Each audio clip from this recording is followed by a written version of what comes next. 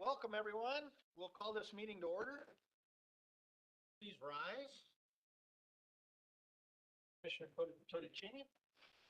It's Native American Sharing and Information Month, and I'm going to do a Navajo prayer. In beauty may we walk, with beauty before us we walk, with beauty behind us we walk, with beauty above us we walk, with beauty around us we walk. It has become beauty again. Today we walk out. Today everything negative will leave us. We will be as we were before. We will have a cool breeze over our bodies. We will have a light body and we will be happy forever. Nothing will hinder us. We walk with beauty before us. We walk with beauty behind us. We walk with beauty below us. We walk with beauty above us. We walk with beauty around us. These words will be beautiful in beauty all day as we have a holiday coming up with family. May the seasons be joyous and may our paths be positive. Our harmony and balance is restored. Our harmony and balance is restored. Our harmony and balance is restored. Our harmony and balance is restored. Amen. Thank you. Commissioner Fortner, would you lead us? I pledge allegiance to the flag of the United States of America and to the republic for which it stands, one nation under God, indivisible, with liberty and justice for all. All right, we need to go into canvas board. I'll seek a motion. So moved that we go into the campus board. One second that. All in favor? Aye. All opposed? Not hearing any, motion will carry. All right. Ms. Tanya Shelby. Chairman and members of the commission, as you're aware, we conducted the regular local election on November 7th. There were 4,259 early voters, 988 absentee ballots, and a total of 7,003 voters on election day. So our total for the election was 12,250 voters, which is a 16% turnout. That is actually an increase compared to our first regular local election that we conducted in 2019, where we had a total of 8,587 voters. And then in 2021, 8,622 voters. So the hope was by having the regular local election every November, an election every November, regular local election, meaning all the local candidates, and in odd numbered years, and then in even numbered years, either it'd be state candidates or presidential election. So our hope is that that will continue to increase going forward. There were no provisional ballots issued, and 3 absentee ballots were delivered to the voting convenience centers prior to 7 p.m. on election day, but after the absentee board had already closed. So those ballots were counted. We are expecting the state canvassing board to order us to conduct 3 recounts. 1 for Aztec Schools capital improvements tax question, which is currently separated by 4 votes. 1 for Central Consolidated School District 2. It's a board member that's separated by 2 votes. And then San Juan College Board Member District 5, which is separated by 5 votes. The state canvassing board is scheduled to meet on November 28th. I would like to publicly thank all of our staff and all of the departments that assisted with us during this election. assisted us during this election, sorry. We couldn't do it without the great employees and department heads of San Juan County. And also a huge thank you to our poll workers. They're out there on the front lines assisting voters for us, and we could not do it without them. So that's all I have. I do stand for any questions. They're always so nice too, Good. when you show up. I love that part. So my question is, we're gonna certify tonight. What does that do with the recall? Do we have to come back and recertify the recall later? No. So it's actually what you're doing is you're certifying the election results that were presented to you. And then the recount will be a whole separate, we bring in, the judge, we bring back our absentee board, and we recount through the tabulators and hand tally all of the ballots in these races. So, And if they hold a special election for any of these, so what does that entail? Aztec Schools has already contacted us, in the event that the recount doesn't go their way. They have asked for a quote to have a special election. So several years ago, the law changed, and meaning a special election, the school district would have to pay for that, and it's all mail.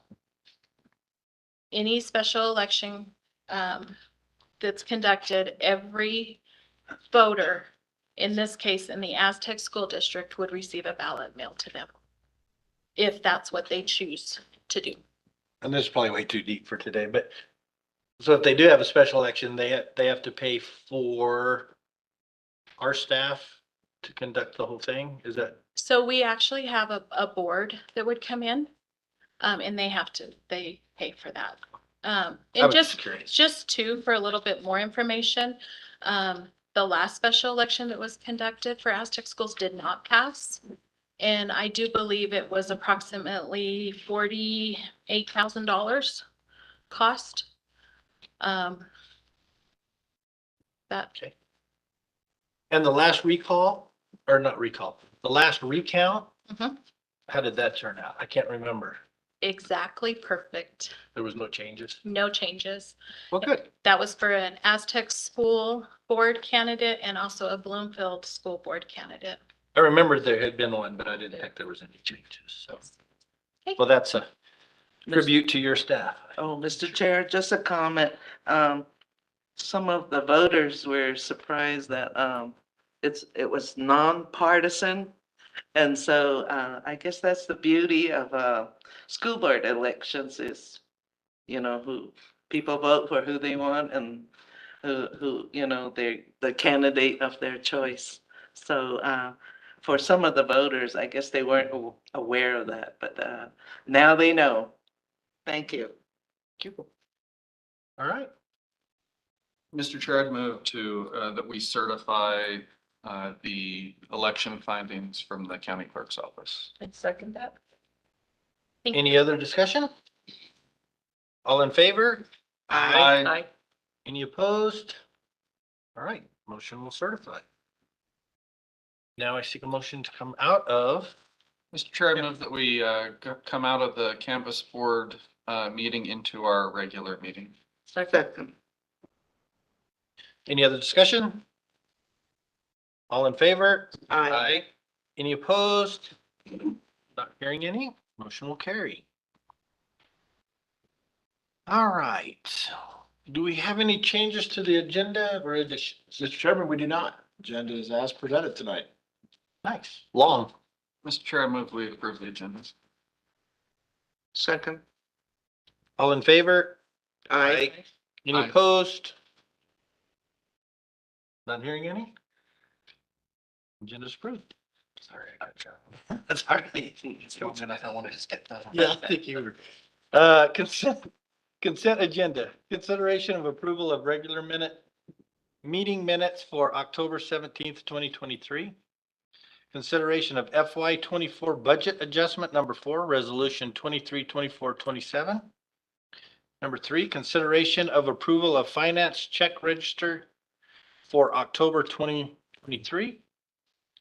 4, consideration of approval of treasurer's check register for October 2023. 5, consideration of approval of resolution 23-24-24, 23-24-25, and 23-24-26. Disposition of surplus and or obsolete county property. Number 6, consideration for award of bid number 23-24-08, price agreement for the purchase of hot mix asphalt to C&E Concrete of Flor Vista, New Mexico, and Old Castle Southwest Group of Farmington. Number 7, consideration of renewal of proposal number 20-2102, correctional food management, inmate commissary and banking services to Trinity Service Group of Oldsmar, Florida. Number 8, consideration of approval of amendment number 1, LDW grant number 24 DJG 24 for FY. Number 9, the last one, consideration of 15th amendment to the intergovernmental agreement for detention center services. Mr. Chair, motion to approve the 9 consent agenda items. I would second that. Any other discussion? All in favor? Aye. Aye. Any opposed? Not hearing any, motion will carry. All right, new business. Before we get into new business, I want to recognize a couple of people. Pete at City, he is in Leadership San Juan, long-term leader in San Juan for quite a while, and I enjoy seeing him in class, and he gets to learn all kinds of new stuff. And of course, you guys know I'm a proponent of Leadership San Juan. And of course, Senator Lujan's office, Brian. There he is. I knew I seen you walk in. Brian Lee from Lujan's office. Welcome. All right, new business. Number 1, consideration of adoption of amended and restated San Juan ordinance number 49, fire and emergency. Mr. Sawyer, we've been working on this one a while. Yes, thank you, Mr. Chairman, Commissioners. As Chief Vega explained at a previous commission meeting, it's necessary to make some changes in the administration of San Juan County Fire and Rescue due to a lack of volunteer firefighters and not being able to adequately staff all the districts. The changes to ordinance number 49 consolidate all the fire districts into a single department, combining all equipment, resources, and personnel. Also, the San Juan County Fire Chiefs Association is dissolved, and the name change from Fire Department to Fire and Rescue is reflected in the amended ordinance. The commission approved a notice of intent to amend and restate at the October 17th meeting, and the notice was published in the Farmington Daily Times on Sunday, October 22nd. I'd like to turn it over to Chief Vega if you have any questions about changes to the ordinance. Mr. Vega? Good afternoon, Commission. I stand for any questions that the Commission have or may have for me. I don't think I have any. I think you've presented well so far. Just one quick question. I know there were some people that had some concerns. Has that been addressed with everybody? Anybody that had questions for you, they've had an adequate answer?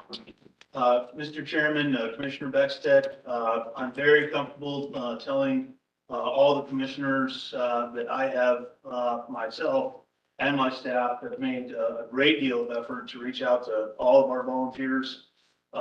We have been open. We've had open lines of communications with all of our volunteers. We've invited them in. I've had numerous discussions with all of our volunteers. There is not 100% support of this. There's certainly a handful of folks, mostly some of our folks that have been on the department for a long time, that just, they're not gonna like change. And they would tell you that. It has nothing to do with anything that I'm doing or what we're doing. They certainly recognize that there's a need for this, but when you've been doing the business one way, it's hard to change. But I can very comfortable telling you that we've mitigated as many concerns as we possibly can. There is a great deal of support for this. We're never going to have 100% support out of 150 members. Getting all 150 people to agree with everything is almost impossible. But I can tell you there's a great deal of support for what we're doing. There's no doubt that this is needed. This needs to happen for our citizens. All right. Anybody else? All right, I will stand for a motion. I'll move that we adopt, I'm going back to I was looking at the summary. The adoption, I move that we adopt the amended and restated San Juan County Ordinance number 49, Fire and Emergency Service Administration. I would second that. Any other discussion? All in favor? Aye. Any opposed? Not hearing, motion will carry. Thank you, Commissioner. Thank you. Thank you. Consideration of application for variance for San Juan County cannabis. And that will be Michelle Truby Tillin. Hi, we haven't seen you for a while. It's been a while, huh? And Mr. Chairman, I always like to jump in here if I can on these cannabis variance ordinances and read a little statement. Every time the commission considers an application for variance from our cannabis regulation ordinance, I'd like to make the following statement. This statement is directed to the public to explain the process the commission will go through in considering the variance. When the commission considers this item, they will be asking few, if any, questions to the applicant. The reason for this is the hearing of this issue has already been conducted by a hearing officer, in this case on September 27th. If the commission were to ask a lot of questions and to reconduct parts of the hearing tonight at the meeting, it would violate the due process rights of parties who do not have notice that a new hearing would be conducted. Instead, the commission will be relying on the evidence gathered by the hearing officer at the cannabis variance hearing to make their decision. They've also been able to consider comments they have individually received from constituents. The hearing officer has recommended that this variance be approved. The commission can accept or modify the hearing officer's recommendations, or it can deny the variance. So I'll leave it at that. But that's the statement I normally like to read, just to let the public know why there won't be a lot of questions at this hearing. And one correction to that, the hearing was held on October 20th. Thank you. So no confusion. Okay. Mr. Chair, Commissioners. Jared O'Toole, owner of J&J Flowers, submitted various petitions to the Community Development Department on September 27th of 2023. J&J Flowers is seeking a variance from section 3A of ordinance 120. That's going to be the minimum separation distance from a residence requirement. J&J Flowers wishes to open a cannabis manufacturing facility, being processing of dry material for resale to retailers, and later possibly a retail facility. The existing structure on property located 1129 New Mexico 516 is right up the road here. The property is in general commercial area. The proposed cannabis manufacturer retail establishment is within 300 feet of one residence, which is 288 feet away, and is owned by the person who owns the building they propose to use.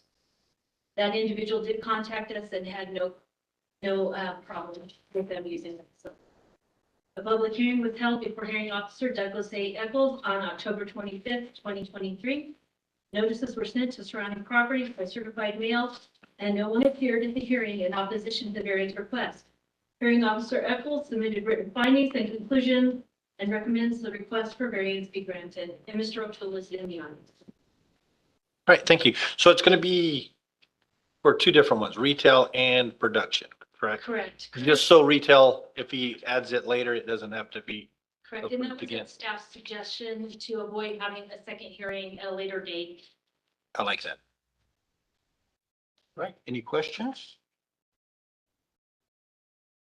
No? All right, I will stand for a motion. Mr. Chair, motion to approve. And may I interject? Can you please state whether it's for just retail or manufacturing or both in your motion? Because in this case, they're asking for two separate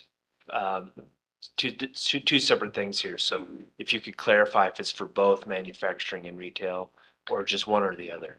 Or both. Thank you. All right, any other discussion? Oh, wait, I have a second. Sorry. I would second that. Any other discussion? All right, all in favor? Aye. Any opposed? Not hearing any, motion will carry. Thank you. Thank you, Jared.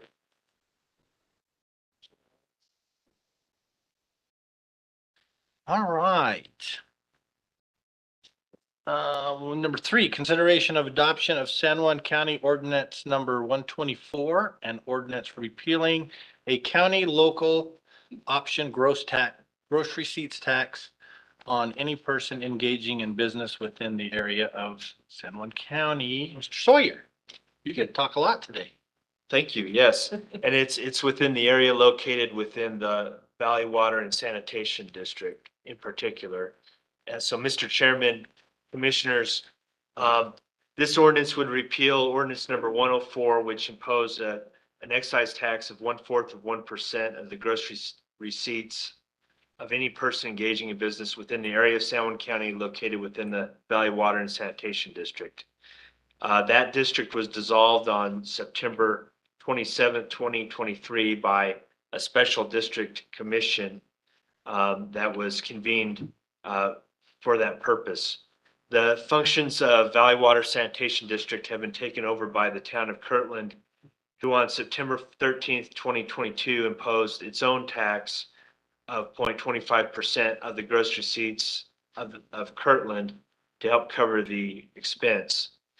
As a result of the town of Kirtland's imposition of that tax, the New Mexico Taxation and Revenue Department stopped collecting the tax.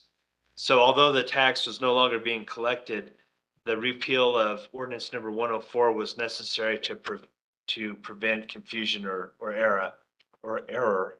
We just didn't want to have it on the books when it wasn't being collected anymore. So a notice of intent to adopt was approved by the commission at the October 17th meeting and was published in the Farmington Daily Times on Sunday, October 22nd. That's it. All right. That is something. Any discussion on it? I'll seek a motion. Mr. Chair, I move to adopt San Juan County Ordinance number 124, which is an ordinance repealing the county local option gross receipts tax on any person engaging in business within the area of San Juan County located within the Valley Water and Sanitation District. Second. Any other discussion? All in favor? Aye. Any opposed? Motion will carry. Consideration of notice of intent to amend and restate the San Juan County Employee Handbook. Miss Ellen Lane, Deputy County Lawyer. Good afternoon, Mr. Chairman, members of the commission. As the commission is aware, on January 1st of this coming year, San Juan County will be joining the state of New Mexico's insurance plan for employees. This change, as we were a self-insured plan, necessitates some changes to the employee handbook to remove references to the county self-insured plan. Updates and clarifications to reflect questions and issues that have arisen since the last update. Changes in technology and updates to the law have also been included in this update. In this newest version, some of the highlights, you all have the full red line version as well as a summary of the red line, but just to highlight a few of the changes. Holiday pay has been changed to the duration of an employee's shift. Personal day may now be used in quarter-hour increments rather than only in the full day. And new employees will be eligible for that personal day after 90 days of employment rather than 180. Employees out on workers' compensation will receive employee group insurance contributions paid by the county for themselves and their dependents. And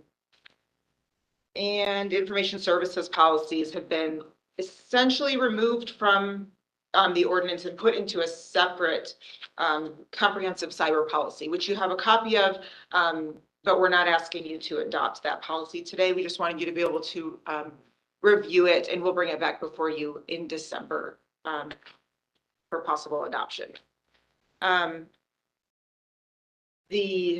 A summary of changes that you have was also sent out to all employees, and feedback was solicited for anyone who had comments or questions.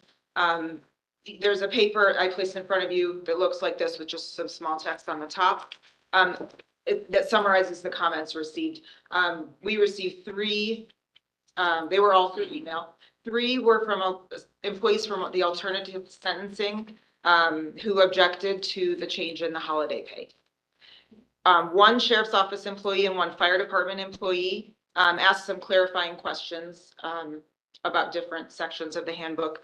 And also one of them wanted to see the cyber policy. And we've shared that with a few other employees who have asked.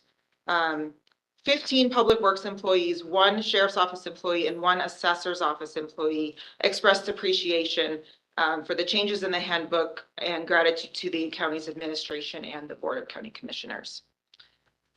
So that's, we would still receive any more feedback and relay that to you if we receive any.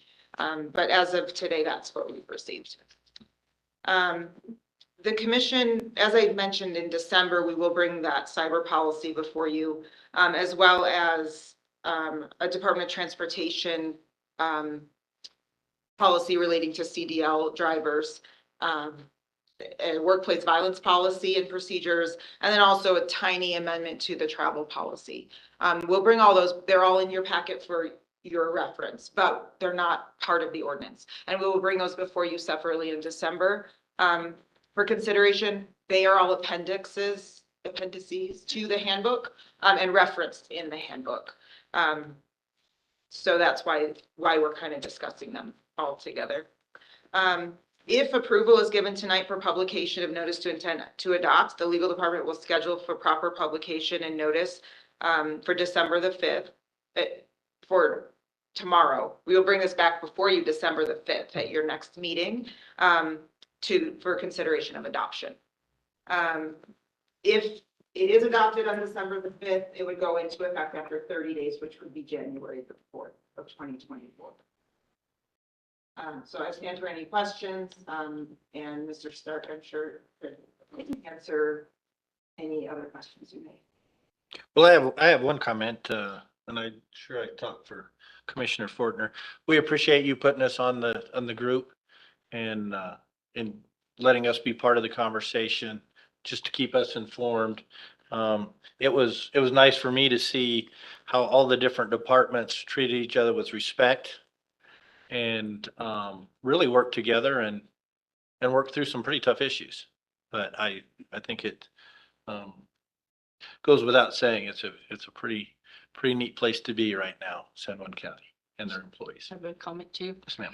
And I appreciate how robust the whole conversation and discussion was, because there was a lot of opportunity to clarify why certain items were being addressed and changed or improved upon.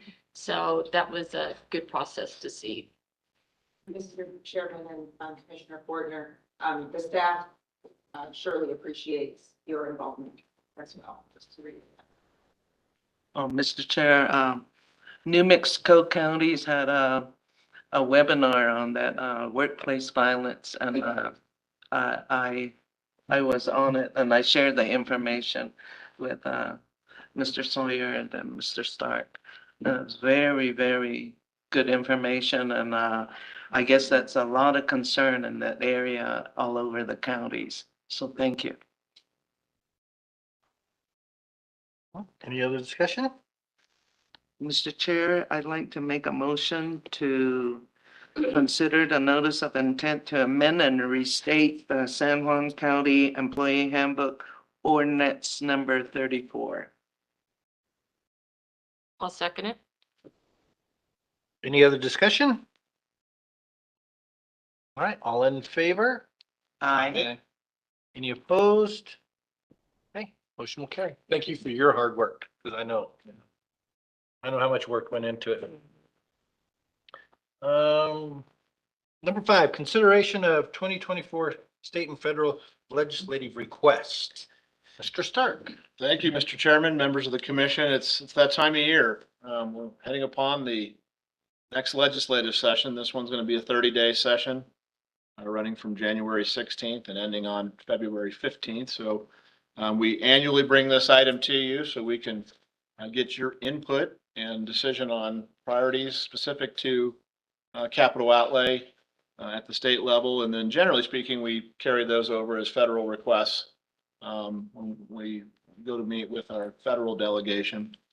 Of course, some of that's changed with the congressionally directed funding requests that happen at different times, but nonetheless important to get your input and feedback now.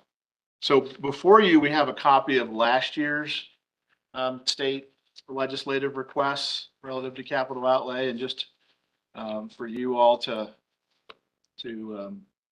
remember back to what we last year decided to bring forth. And of course, every year we also attach a copy of our infrastructure capital improvement plan, which you all have adopted previously in September, actually August, because we had to have it in by September. And so that's a good list and a good roadmap as to capital project priorities here in the county. But last year, McGee Park improvements, rabbit and poultry barn for nearly $1.7 million. That was funded by our legislators.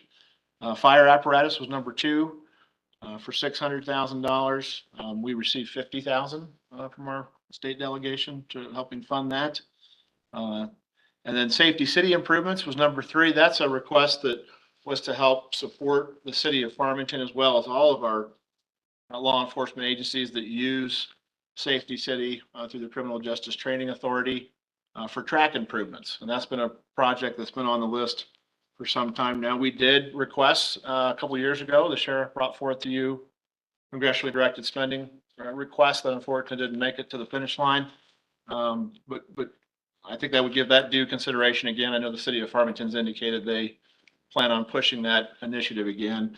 The reason they would be is that they own the track, but it's used collectively by all the law enforcement agencies here in the county, to include state police and Navajo Nation. Do we have anybody outside of the county use it? No, Is it that like is a good lease question. program? Because I know we were in Gallup a week ago and they didn't have one. I would defer to the undersheriff to answer that question. If we have any agencies outside of the county using the Safety City track. Primarily the range. Okay, thank you. And we also had contingency projects for ADA improvements. That's been an ongoing project here. We're continually chipping away at that. We've been successful in some CDBG, community development block grants that have helped to fund that effort, as well as some legislative funding in the past. And then EMS Station 6 relocation, which has been on our ICIP list for a couple of years now. That was number 5 last year as a contingency project. So, I would stand for any questions you may have, but, in talking to our legislative delegation, it historically the best year we've ever had. And as you know, our legislators work really well together to take in all the requests of the various entities here in San Juan County and to fund projects that are fully funded and can be completed, that are generally shovel ready. And for us, our best year ever was 3.2 million for the helicopter. That, by the way, will be soon arriving here. I know the undersheriff will get some news out soon on when that, well, I think it has arrived. It's going to be an official ribbon cutting here soon. So very late this month we'll do it again. Yeah, Awesome. so that's good news. Mhm. But that's generally the range we want to be in. That we kind of get guidance of, you want to be in the $2.5 to $3.5 million range. If you go a little over, great, maybe leave us some options for some buckets of dollars that we may want to be able to contribute to, depending upon how dollars shake out countywide. So with that, I will stand for any suggestions you may have or questions you may have relative to this year's legislative requests. I have one, Mr. Chair. Yes, ma'am. Unless you had a comment. No, go ahead. Okay, so I appreciate the thoughtfulness that's been put into this because it's everything is put into place according to need, impact on how large the population is. And can you kind of give us a little bit, just not far back, but the backstory on how we ended up with this list? I mean, I know, but just for general public to understand how we go about doing this. You bet. Mr. Chairman, Commissioner Fortner, great question. So our infrastructure capital improvement plan list is one that every year we put that list together, and it's done through a series of public meetings that we host, asking the general public what infrastructure projects are needed here in San Juan County. That list is also distributed to our executive leadership team here of elected officials and department heads, trying to find projects that would fit the requirements of this list. We're a little unique in the fact that we don't put every capital project on this list. Of course, we try to fund some of the smaller items through our annual budget. So generally, it's the larger infrastructure projects, higher dollar value or dollar amounts that make this list. And so when you see it, you see projects like number one, Florida Vista wastewater construction. That's a $15 million project. Number two, County Road 4990 improvements was voted on as being the number two project. Safety city improvements, number three. You see a really good list of high quality infrastructure projects, public safety projects, transportation and road projects. Really good, what I would consider a meat and potatoes list of local government infrastructure projects that comes together on this list, and that you all have the opportunity every year to make suggestions and changes to before we submit it to the state, as every entity is required to submit to the state in advance of the legislative session. And so remind me when we did the strategic planning, how far back was that? Was that in May or when we talked about all this? Or was it? I don't remember. Yeah, Mr. Chairman, Commissioner Fortner.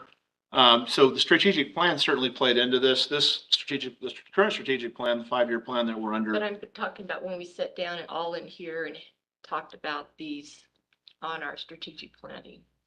Yes, yeah. So with Kylie Consulting, who assisted us with that effort. Well, that was in 2021. Correct. Okay, but we discussed this when we sat in here and we had. Oh, during our budget workshop. Budget work. Yes. I wasn't saying the right word. Yes, Sorry. we did review our previous year's Budget infrastructure capital improvement plan Okay. during the budget workshop in May. And then that was the previous years. And then, of course, we're gearing up during the summer months as when we conduct the citizen input meetings that we have throughout the county. And then, of course, ultimately present this list to you in August for approval and then submission to the state. So, Right. So a lot of thought and time has been put into this, a lot of input from the public, which is paramount to what we do to represent what they've been asking for. And then also the department heads, because they know what's going on amongst the staff and everything, to know how we fulfill what our constituents are wanting. Mr. Chairman, Commissioner Fortner, that's a very accurate statement. Okay, thank you. Mr. Chairman. Yes, ma'am. Mr. Stark, does the Navajo Nation Police Department utilize that safety city?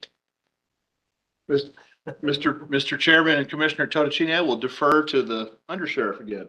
So their local district program. Not represent the user Joey's what speaking. Mr. Chair. Yes, sir. Mr. Stark, the safety city improvements is the 1.25. Is that the total improvements, or is that us dividing the improvements with the city of Farmington? Are they requesting, and is it the same 1.25? I guess is what I'm asking. Mr. Chairman, Commissioner Beckstead, good question. It's the total amount of the project. So we've placed the total amount total project cost of 1.25 million on here. Really, in essence, what we did last year was just support the city of Farmington in their effort to obtain 1.25 million to make the track improvements And that's that what we would did last benefit year. all the agencies. So what we're here to do today is to create a list of projects that we want to propose to our legislators. Mr. Chairman, Commissioner Beckstead, that's correct. In priority order, so that In we would priority know order. how to submit those to our state legislative delegation and then ultimately the federal delegation as well, if you so chose to keep the same list. Then I just had one more question. Yes. So, according to what we've done in the past, explain to us typically how many of those priorities do we take to them? Mr. Chairman, Commissioner Fortner, as I try to recap last year's list, we had 5 on the list last year. 3 of which were what I would consider a high priority.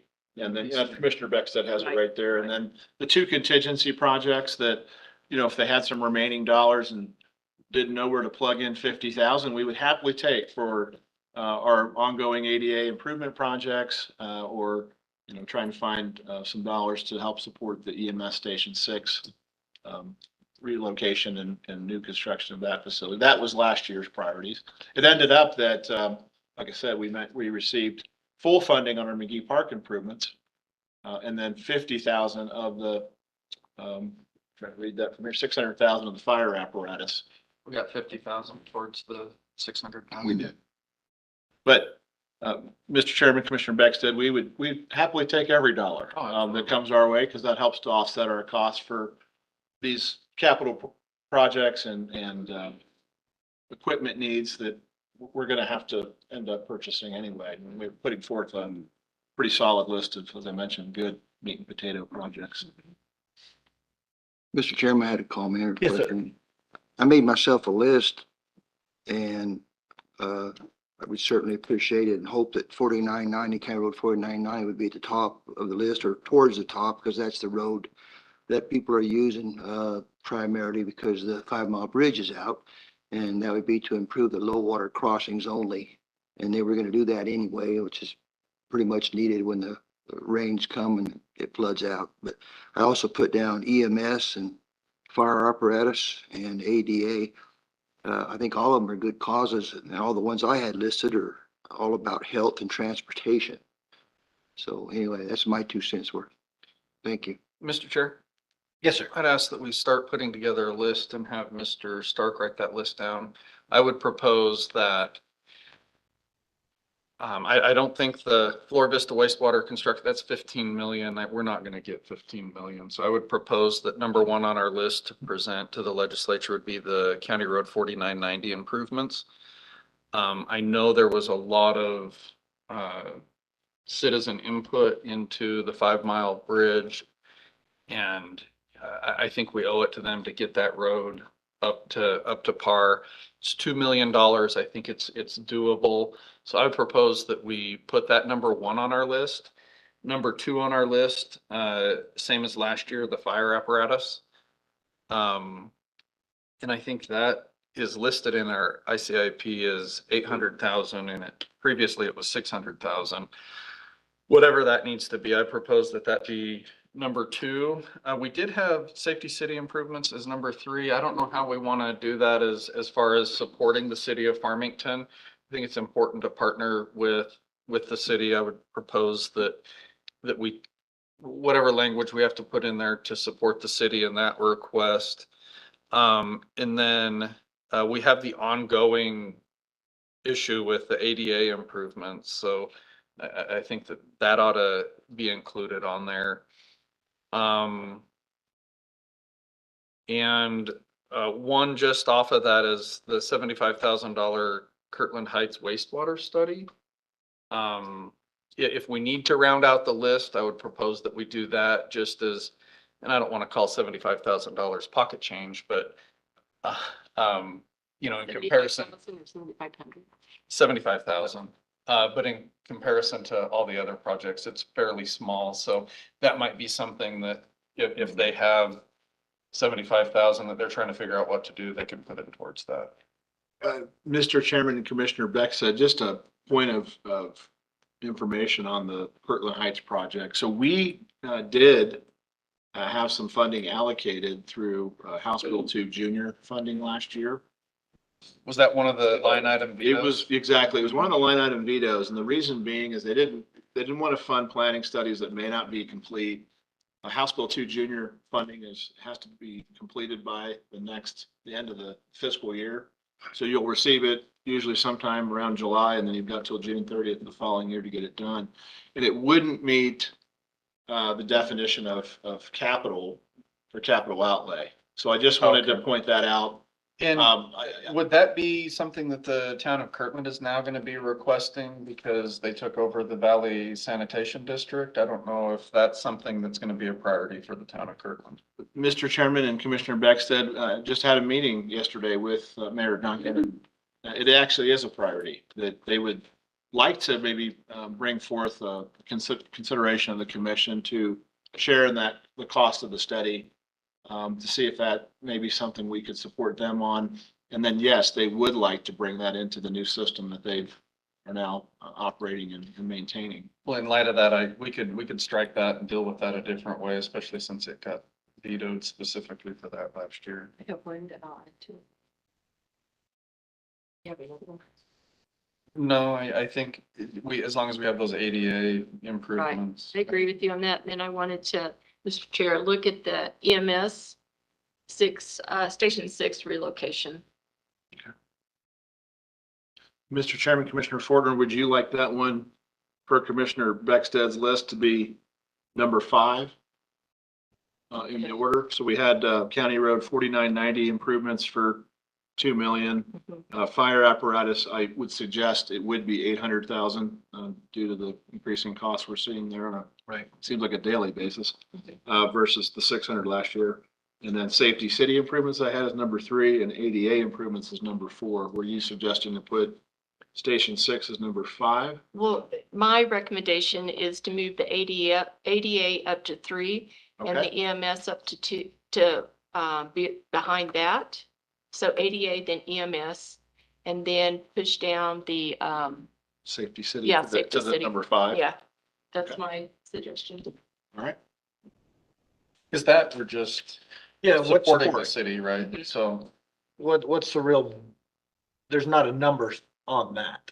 There's not an ask financially from the county, other than to say we support the city of Farmington and so receive. maybe it's an asterisk at the bottom of the list. Sure. We support the city You and bet. Right. in their request with that. All right. Did you want me to reread? Okay. Yes, please. All right, Mr. Chairman, Commissioners, I have number 1 priority as County Road 4990 improvements. Number 2 request fire apparatus for 800,000. Number 3, the Station 6 relocation project. Number 4, ADA improvements, and number 5, supporting the city of Farmington with their safety city improvements request. Sound right? And then on the 4990 bridge, we are seeking a grant for that, correct? Mr. Chairman, we are. You might recall Mr. Perrell presented the federal grant opportunity that we've submitted. I believe he's in the audience, but I don't. He is. Oh, he is. Have we heard anything back, Nick? We have not heard anything back as of yet. And I will tell you the 4990 improvements piece, you might recall, you all supported us moving forward with that project and it provided some dollars for engineering services. And I believe they're going through the procurement process now as we speak. And so we'll have the engineering firm on board. That number 1 priority you're putting forth may time out just great. It should help with asking. By for the time grant. design's done, we're getting a grant to actually make good on the improvements. Well, I know that Commissioner McDaniel and myself would like to move the 4990 bridge up on the list, but I think we probably should wait and see if we get an answer back. Yes. Is that the 5 mile bridge? The 5 mile bridge, just saying. So. Well, and maybe that can mean, be take it off number something 1? that we No, No, no, no, that no. Go was discuss with our But keep it. federal legislators in with the February. bridge. Let's find out. Next, we'll So, some Yeah. bridge funding, You bet. if it doesn't pan out with the grant that Mr. Pearl is seeking. And Mr. Chairman, I'd just like to add, and kudos to Mr. Hill and his staff relative to ADA improvements. You know, when we received the note from the Department of Justice to move forward with those improvements, you know, at the time it was $5.3 million. And so now we're to a point where we've completed all the way down to where we only have about 1.9 million outstanding in improvements. We've got a CDBG grant currently in the hopper for close to $800,000, well shy of $800,000. So we've made great, actually $850,000. We've made great strides in getting us to a point where we have all of our facilities countywide ADA compliant. That's 120 different facilities. So I just want to make sure I publicly thank him. He provided all that detailed information for me so that we could have it as a discussion point tonight. So the DOJ is not hot on our heels? No, in fact, we received relief a couple years after we reached a settlement agreement with them. And that as long as we continue to make positive progress with the improvements, which we have, we've done a really good job with making those improvements. And so I know you always have been supportive of us doing that through capital outlay requests like tonight. And we're not gonna let Mr. Hill leave until we're done with all those improvements. Is that right? You tell me what his last date is. We'll have to consider that, Commissioner Bexley. Thank you. May. all right. Any other discussion on that? Mr. Chair, I'd move to approve the list of state and I guess we didn't really do a federal legislative request list. Do we need to do that? Mr. Chairman, previously what this body's done is to say, hey, we're going to mirror what we've done with the state and Send the same send the list. same list to the federal delegation, so we're all on the same page. Well, with that, I would move that that we approve the 2024 state and federal legislative requests and ask that those be forwarded to our legislators. I'll second that. Any other discussion? All in favor? Aye. Any opposed? All right, motion will carry. Thank all of you. Getting that taken care of. And I'm sure we're gonna get with Mr. Brian Lee on visiting with Senator Lujan when we're in DC, so. She's writing it down for us. All right, number 6, consideration of resolution 232421, supporting the 2024 legislative priorities for New Mexico counties. Thank you, Mr. Chairman. This is an annual request from the New Mexico County's board. Of course, Commissioner Fortner serves on the New Mexico County's board for San Juan County, and so I'll defer to her if she has any comments, but Vice President. That's right. that's right.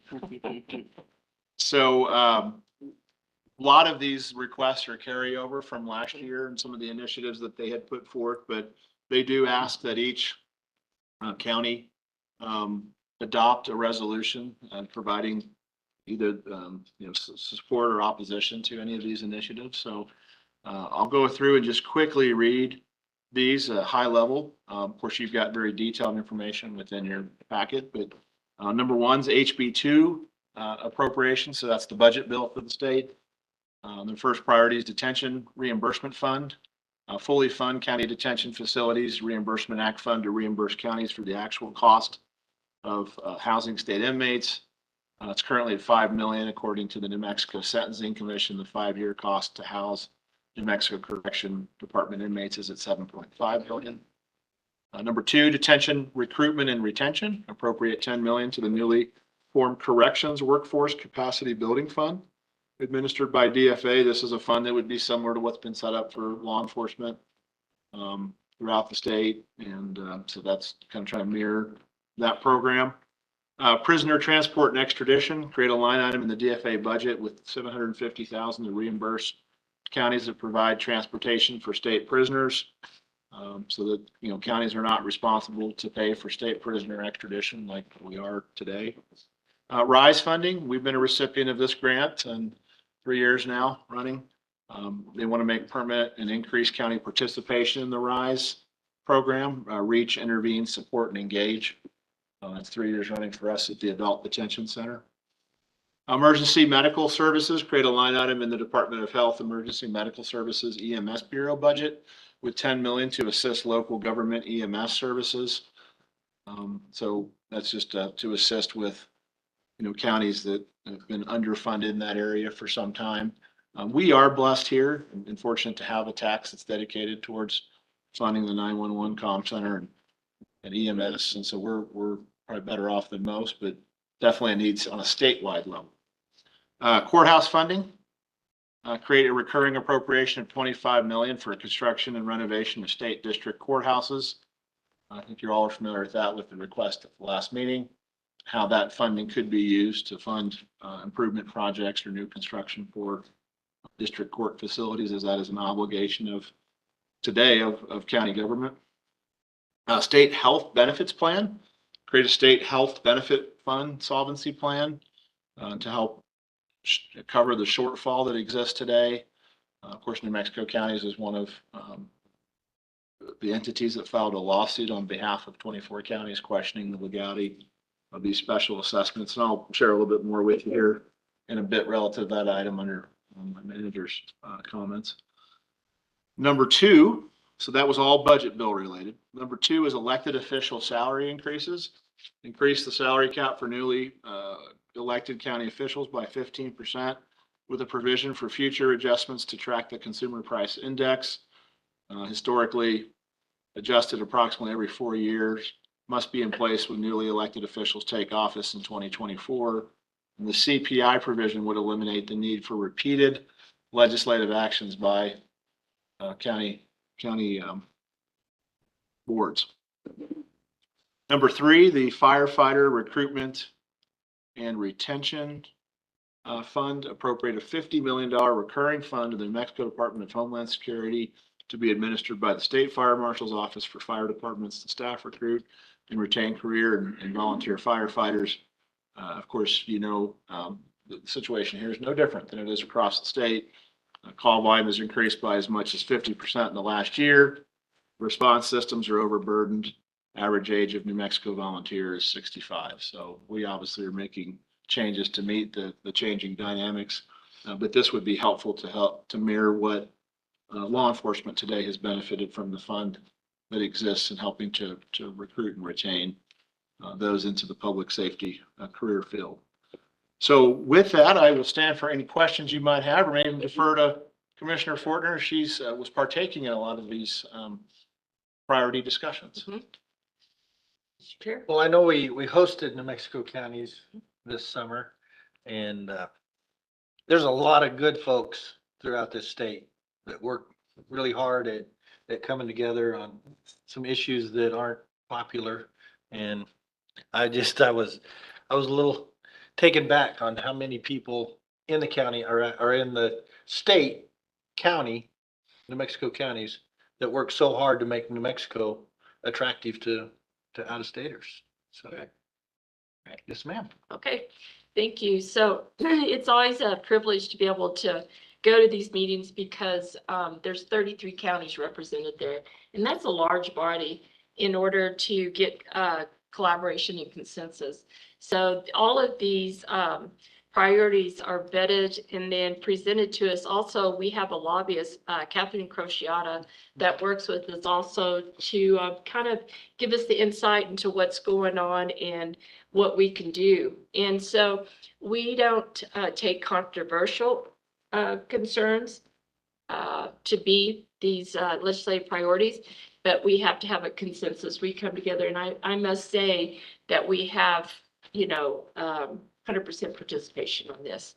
So these are needs throughout the all the counties, and the counties really are making a difference in our state. And these are really important things that we look at what happens to our detention centers, to prisoner transport and extradition, the RISE funding, which we know is very important to our area with the 50 top utilizers. And then always want to be supportive of the emergency services. And then, of course, we had Judge Gurley? Gurley. I started to say with a C, so Judge Gurley, to come and talk to us about that, what was happening. And then, of course, we've had really robust discussion about the state health plan benefits, so that's important. And then as far as the elected officials' salary increase, that would not apply to us. This is simply, the biggest concern here was for law enforcement. And as you know, we need to really garner support for law enforcement. And there were some concerns about an elected official and then say a sheriff and an undersheriff. That was kind of how it was presented to us in the beginning, what the pay disparities were there. But also in this state, we need to really garner that support. So that was kind of what brought that about. And then, of course, firefighter recruitment and retention, that we've talked about that with Chief Vega. So none of these are just glib or taken lightly. This has been a lot of conversation since last fall. So. All right. Any other discussion? A lot of them seem to be to kind of self-correct or to correct some of the unfunded mandates that the state puts on us. So with that, I would move to approve resolution number 23, 24, 21, supporting the 2024 legislative priorities for the New Mexico counties. Second. All right. All in favor? Aye. Any opposed? Not hearing any, motion will carry. Which brings us to report from county manager. Thank you, Mr. Chairman and Commissioners. A couple items to update you on. Really good turnout last night for our crisis triage feasibility study community input meeting at Farmington Civic Center. Had approximately 40 folks in attendance, and Dr. Lindstrom, who's our consultant, did a great job highlighting what the different aspects of what could be considered here for a crisis triage center and sharing a lot of national and statewide statistics. And so very positive outcome. I know we had a couple commissioners in attendance. And so I just wanted to make sure you were aware of that. Hoping to have that study brought back in a draft format mid-December. Maybe try to make the December 19th meeting if we can. So that was outlined last night as well. We have another public meeting tomorrow night. You might recall this has been some time coming for folks that live up the La Plata Valley, but we received a grant, approximately $2.8 million from the Economic Development Department to extend natural gas up to the San Juan County Industrial Park building to enhance the facility and the marketability of that building and to continue its use for manufacturing and industrial use. And so that project has been kicked off with the New Mexico Gas Company.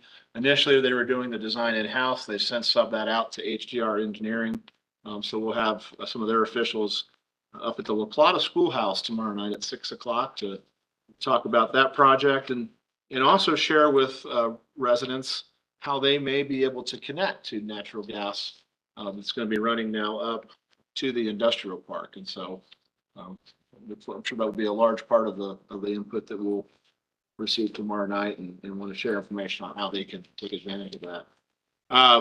We have a highway cleanup coming up Thursday at 8 o'clock. We've got San Juan County, Team San Juan County from Public Works and some other departments that will be participating. We have NMDOT staff. City of Bloomfield's going to participate, as well as the city of Farmington, to clean up the stretch of Highway 516 between Farmington and Aztec, and then 64 between Farmington and Bloomfield. And all part of our Make It Shine initiative that we continue to advance and just to keep our county looking clean and welcoming to outsiders here to San Juan County.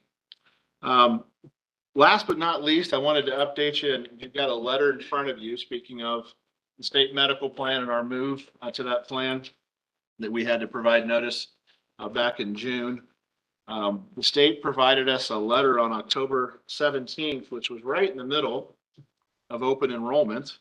We started that here October 1st as all other entities statewide.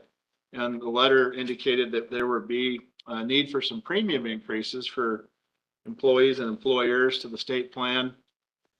Medical, dental, vision, basic life, disability, and admin fees. A new monthly premium rate sheet would be available at the meeting that was held yesterday, November 13th. We had a number of our staff in attendance virtually to hear the presentation from the Risk Management Division, who currently oversees the plan. Ultimately, this plan will be overseen by the Health Authority for the state of New Mexico, which also oversees the Medicaid plan. But they did share with us that a 10% increase would be going into effect for the local public bodies January 1st. So I wanted to make you aware of this, but also wanted to share with you that I'd like to bring a solution to you for our employees at the next meeting to see if we could find a way to make that right for those that had already started open enrollment on advertised rates that we had received from the state, and to see if the county for a full year could pick up that additional 10% increase that we're going to see. So I just wanted to make you aware of this situation, and also that we're working on bringing a solution to you at the December 5th meeting for your consideration. Wasn't there a correction or adjustment that they said that we would be excluded from? Is this separate from that? Mr. Chairman and Commissioner Beckstead, they did raise rates, and they provided to us, which we thought initially was a 5% increase. It was a 10% increase on all state employees on July 1st. And so there's two components to the plan. You have the state employees and you have the local public bodies. Roughly 55,000 covered lives between both. It's about a 50-50 split. So half of the plan participants received a 10% rate increase back in July of last year. They were foreshadowing with us, and we shared with employees during the open enrollment process that there was a thought we were hearing from their staff, from ERISA, that rates would be increased 5% potentially July of next year. So this letter that we received October 17th with attendance at a meeting November 13th to talk about rate increases completely caught everyone off guard. To just summarize the meeting, it was very contentious. A lot of the local public bodies just don't understand how these decisions were made and why they were made so abruptly, so quickly. So yeah, there was needless to say frustration from the group at hand. Of course, we have our own experience with a self-insured medical plan and know why we made the move that we did to the state plan. Even with a 10% rate increase, if that were something that were passed on to employees, it's still a savings compared to what we currently had in place previously of anywhere from 20 to 50%, depending upon what plan was chosen. But nonetheless, I really do think that this is unfair to roll out this premium increase in the middle of open enrollment when we are already signing folks up with advertised pricing that they had provided us. And then to say, it may be 10%, but show up for a meeting on November 13th and we'll tell you, which is essentially what happened on Monday. And there was no discussion or opportunity for negotiation. It was, here it is, it's happening, take it or leave it. So just wanted to update you, but more importantly, tell you, we want to bring forth a solution to you at the next meeting that we think will be helpful for our employees next year. I can stand for any questions you might have. I do not. All right. Report from elected officials and department heads. I get to go first. At least for another month. First of all, I'd like to thank Mr. Daniel Hill. He did the not only is he retiring, but he did his last employee golf tournament, and which we partook in. And I do mean we were just participants in the golf tournament. He strategically put things on the green. He made it a very fun tournament. Kudos to you. You guys just knocked it out of the park. You leveled the field, so to say. That we actually got to play one of my shots. Yay!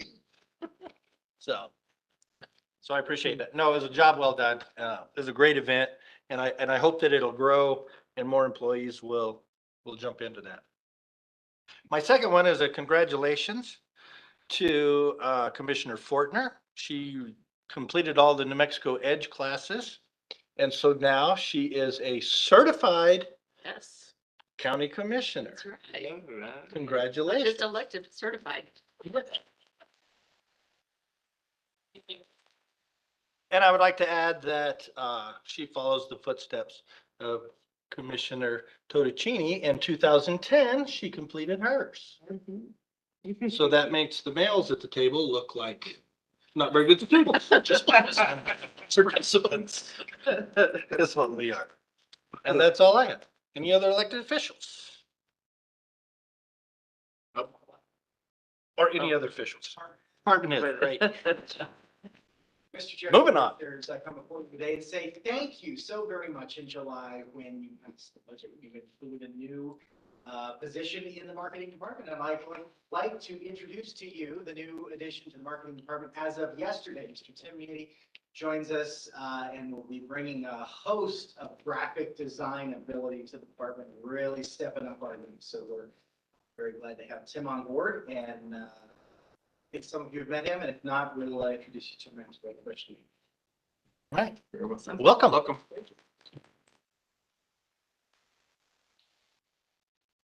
Didn't you already speak today? I did. I apologize. Mr. Chair, Commissioners, I'd like to introduce you to our new county planner. She came on board 2 weeks ago. It'd be Teresita Plushin. She goes by Terry.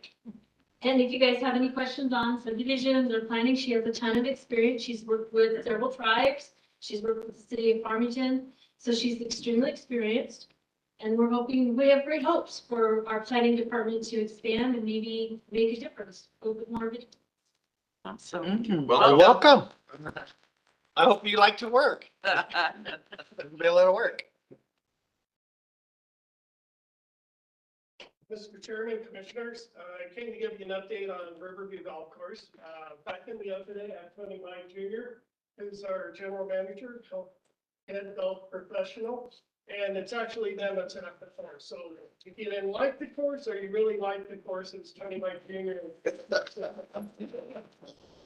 It certainly was a fun tournament. They always make it a lot of fun. Certainly not a typical golf tournament. I think that's what makes that so much fun. The other thing I want to update you on is, if you remember back in December 2022, you guys approved alcohol sales at Riverview Golf Course.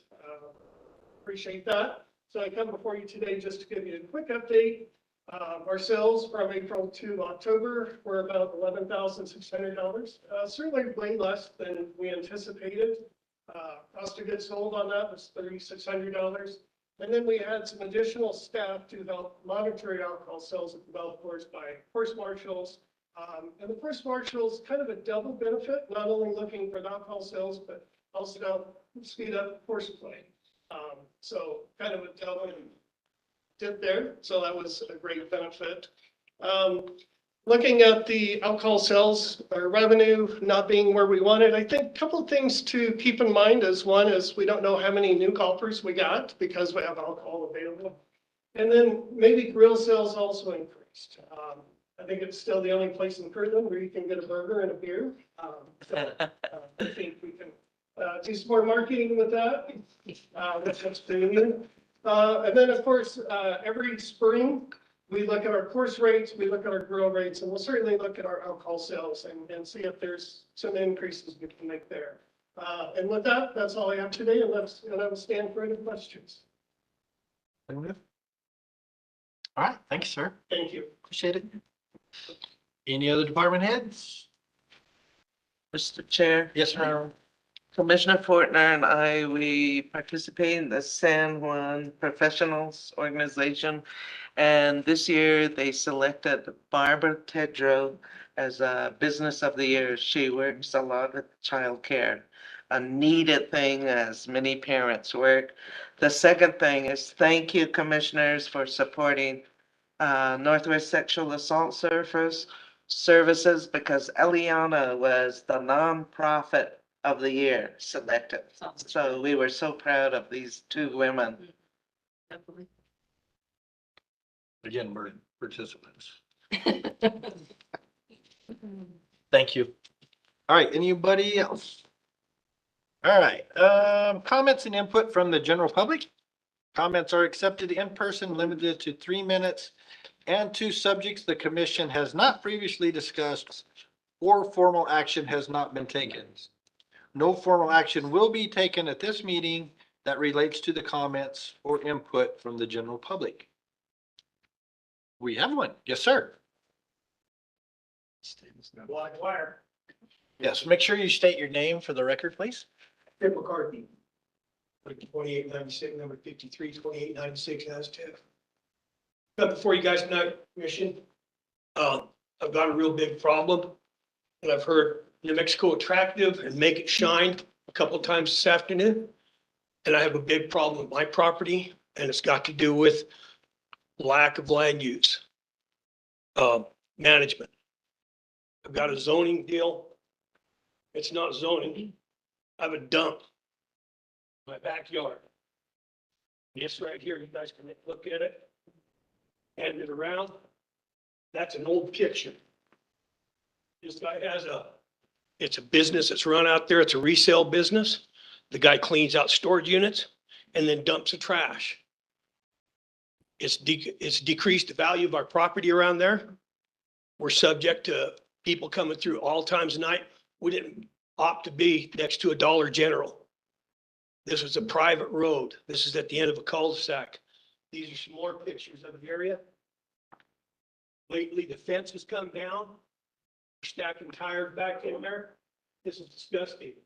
This has been through, I've been through the zoning, code enforcement. Their hands are tied. They kept having to go to court. These regulations have no teeth in them. But I'm subject to this right here, and it's actually decreased the value of my property. And we're in a hazard zone. With the rate of home invasions and stuff like this, we have people in our parking lot in the evenings. We don't know who they are. I've got grandkids and everybody at my house. I answer my front door with a shotgun, guys. I should not have to do that. This is San Juan County, man. We should not. I came down here 15 years ago to raise my family, and we had a lot of fun.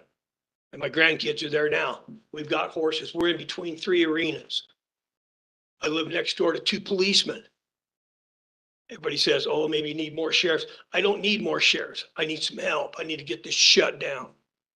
And the poor code enforcement, like I said, we've been to the gravel back and forth. This is having another birthday this year. Okay, this will be the 4th year right now that we've been doing this. This started in 2019. It's been hauled over, but there's nothing. They've been to court. Nothing happens at the court, and it shouldn't have to go that way. And I should not have to answer my door with a shotgun. I mean, that's not right. That's not fair. Nobody else has to live in fear here, and I shouldn't either. My family shouldn't. I have 2 properties down there. My mother and my daughter live, my mother-in-law and my daughter live down there. And it's not fair to have every night, you know, this stuff going on. And this is 11 o'clock at night. Like I said, the area you can see on those pictures, it's just trash. It's old clothing, batteries, all kinds of stuff that's been taken out. I guess I got killed on that one. Y'all got the drift. You understand what's going through. I don't know what else to do. All right, thank you, sir. At your mercy. We appreciate you coming in. Well, I appreciate your passion. Thank you. All right, do we have any other public comments? All right. Here we go. Next it. Oh, Mr. Mr. Lee's coming up. Oh, yes, sir. Mr. Brian Lee. Sir, Mr. Chairman, members of the commission, it's good to be here. It's the first time I've been here. Just want to say a couple things about your staff. Mike and Steve are both stellar on this. Aware of the priorities and the work that you all do. We do the best we can to make sure those priorities match up with what we're working on in Congress. And although there's some back and forth about this year, we're hopeful that we can get those projects in the budget. Hopefully we have a budget. So I just want to make sure that you all know that the work that we do is pretty much behind the scenes with your staff and making sure the priorities are here. I'm a resident of the county, so I actually care a little more about this. In fact, you guys got more this last go on than so, you know, that's it all. But, you know, you guys work hard. Devin also does a great job at making sure we're apprised of everything going on in the county. Joy, knowing about what's going on and not good. It's always important to know that you all are active. You all are part of the growing components of the county. And it's always nice to know that someone's in your hands because of what you all do. And so I just want to echo that on behalf of the senator. We did some work in the county with the farm bill, and we had a few of you come to that and be part of that conversation. So there are some great ideas we put forward in that bill that actually came from San Juan County. It's in concert with on reservation and off reservation initiatives, and making sure that the food banks are also shored up. ECHO is one of your best, one of the state's best, and we've had them part of the conversation in Albuquerque in a larger conversation with your food banks. Hand it to you for allowing that to thrive and help people. You know, coming out of COVID, ECHO was one of the places where people had help.